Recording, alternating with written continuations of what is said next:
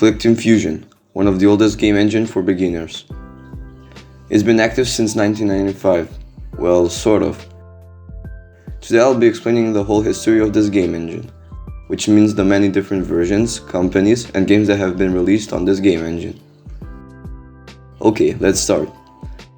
So the first thing that happened was the creation of the company ClickTeam, which was founded by the two people, okay, I'm not gonna pronounce that, so yeah, here are the names on the screen.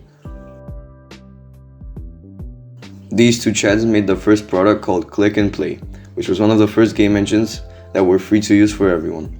Even though Click and Play looks boring and old now, back in the 90s it was one of the most famous game engines for beginners.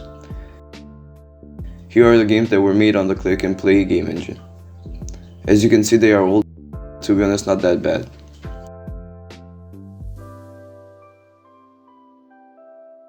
After that, they made a sequel to Click and Play called Click and Create. Yep, I know, very creative. The name suggests that the engine works with a click and drop style, not with coding. That has stayed true till this day, even the new versions are like that. That's why it was very beginner friendly and easy to learn.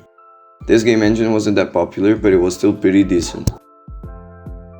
After that, they released the second hit, which was the Games Factory, titled the world's first power tool to make your own computer games, which was the true successor to Click and Play.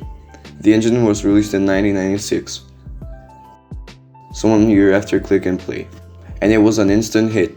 It was more advanced and it was still pretty easy to learn. Here are some games that were made in the Games Factory engine.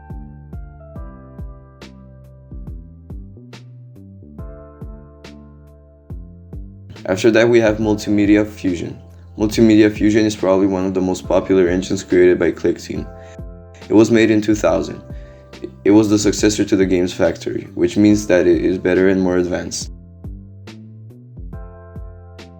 Here are some games that were made with this game engine.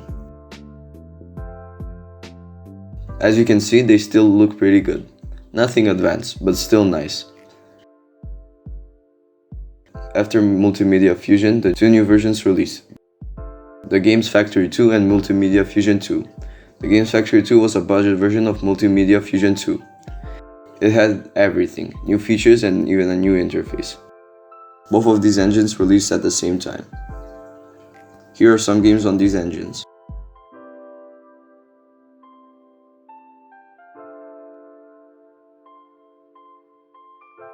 After all of that, the most important thing happened. In 2013, a new game engine came out called ClickTeam Fusion 2.5, which was my first game engine that I've used.